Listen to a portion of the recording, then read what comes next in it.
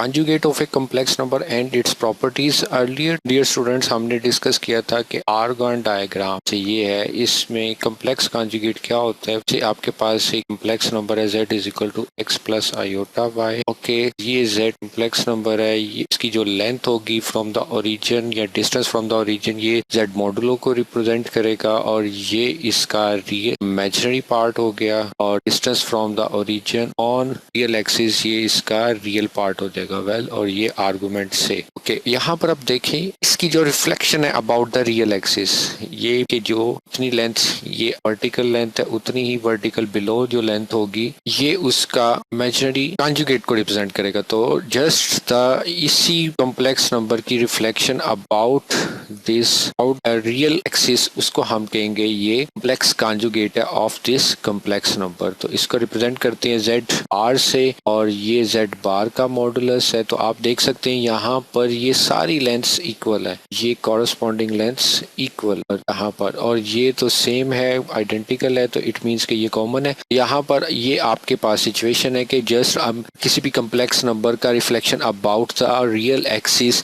is called its conjugate, और conjugate algebraically क्या है, is just the flip the sign of imaginary part। तो just आपने imaginary part को आपने चेंज कर देना, रिवर्स कर देना, पॉजिटिव है तो नेगेटिव एंड वाइस वर्सा। तो अब आए जरा हम इसकी प्रॉपर्टीज को डिस्कस करते हैं। प्रूफ तो नहीं करेंगे, प्रूफ तो इनके बहुत इजी है, सेल्फ एविडेंट है, जस्ट आपने कॉम्प्लेक्स नंबर्स को लेट करना है और आपने अकॉर्डिंगली उनकी कैलकुलेशन करनी है। एग्जांपल देखें, फर्स्ट प्रॉपर्टी है इसकी, प्रॉपर्टी है कि आपके पास से कोई कॉम्प्लेक्स नंबर है, उसके conjugate double conjugate is again the original complex number. आप देखें इसको इंट्यूटिवली यहाँ पर ज्योमेट्रिकली भी देख सकते हैं, ये कॉम्प्लेक्स नंबर इसकी रिफ्लेक्शन ये downward in the fourth quadrant, और फोर्थ क्वाड्रेंट से इसकी रिफ्लेक्शन होगी द ओरिजिनल पोजीशन। तो ये बात ठीक है। सेकंड आपका है जी आपके पास कि अगर एक कॉम्प्लेक्स नंबर अपने ही कॉन्जुगेट के इक्वल होता है तो ये इंप्लाई करता है कि z is pure real, means के प्योर रियल का मतलब जिसका इमेजिनरी पार्ट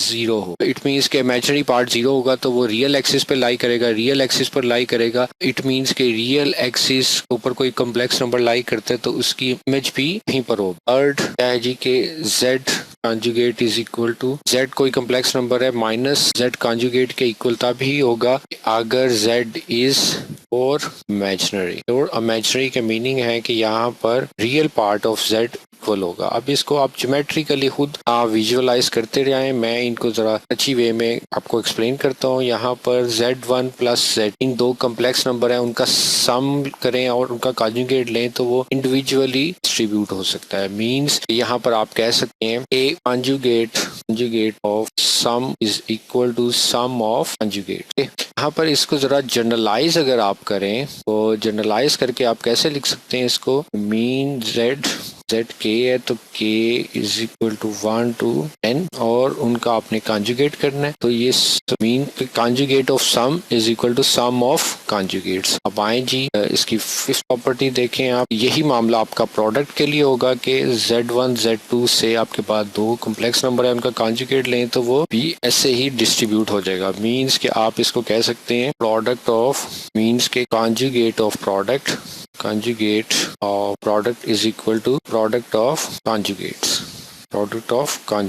इसको अगर आप जनरलाइज करें तो जनरलाइज में जैसे समेशन के साइन होता है, यहाँ पर प्रोडक्ट की जनरलाइजेशन के लिए पाई का हम यूज करते हैं। तो कैपिटल पाई आप कह लें कि i फ्रॉम 1 to i, यहाँ पर इंडेक्स है n z i, इसका conjugate is equal to i from 1 to n z i। Mean के product of this conjugate of this product equal to product of these conjugates. Well आगे इनको हम further देखते हैं कि 6 मीन क्वोशंट के लिए दो कॉम्प्लेक्स नंबर्स को आप डिवाइड कर रहे हैं और उनका आप कॉन्जुगेट ले रहे हैं तो z1 वो कॉन्जुगेट भी वैसे ही डिस्ट्रीब्यूट हो जाता है। और आपको पता है क्वोशंट में कभी भी डिनोमिनेटर जीरो नहीं होता, तो आप इसको कैसे एक्सप्रेस कर सकते हैं, conjugate of quotient is equal to quotient of conjugates. Well अब इनमें कुछ अब एक्सपोनेंट्स के रूल भी होते हैं, और कॉन्जुगेट जो क्वोशंट होता है उसको जनरलाइज इस वे में नहीं किया जा सकता है जैसे समेशन और आपने प्रोडक्ट को किया। मे बी कंटिन्यूड फ्रैक्शन का एक आइडिया होता है, लेकिन that is beyond the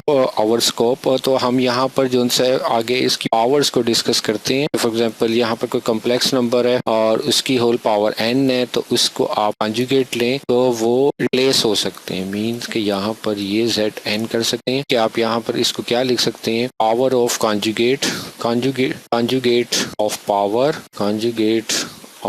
power is equal to power of conjugate. और यहाँ पर एक दो और प्रॉपर्टीज इंपॉर्टेंट हैं, जो कि ये बहुत इंपॉर्टेंट प्रॉपर्टीज हैं कि real of any complex number can be expressed as z plus z conjugate. Mean उनकी एवरेज, दो कॉम्प्लेक्स नंबर्स हैं, एक कॉम्प्लेक्स नंबर है और उसका कॉन्जुगेट है, तो कॉम्प्लेक्स नंबर और उसके कॉन्जुगेट की जो एवरेज होगी वो इनफैक्ट उनके रियल पार्ट के ही इक्वल होगी। इसी तरह आप कह सकते हैं कि इनका जो डिफरेंस होगा, इसी तरह जो डिफरेंस होगा वो इमेजिनरी पार्ट के इक्वल होगा। ओके, और last but not least is the ninth property, वो है कि दो कॉम्प्लेक्स नंबर हैं और उनके कॉन्जुगेट इन रिफ्लेक्सिव वे जो उनसे आपके प्रोडक्ट का सम ले रहे हैं, तो वो इक्वल टू होता है two real of in this way. यानी कि ये सब प्रॉपर्टीज हैं जिनको आप इम्पोर्टेंट हैं, ये आगे यूज होंगी डिफरेंट एक्सप्रेशंस के अंदर, और इनको आप जस्ट वेरीफाई करके देखें जरूर। ये आपके लिए एक्सरसाइज है कि कोई भी आप आर्बिट्रेरी कॉम्प्लेक्स नंबर लें, उनको ऐड करें, सब्ट्रैक्ट करें और उनके साइंस को फ्लिप आउट करते जाएं और मीन्स के कॉन्जुगेट लेते जाएं, और इनको आप बोथ साइड्स आप वेरीफाई कर सकते हैं और हम इनको फर्दर प्रॉब्लम्स के ऊपर अप्लाई करेंगे इन फ्यूचर।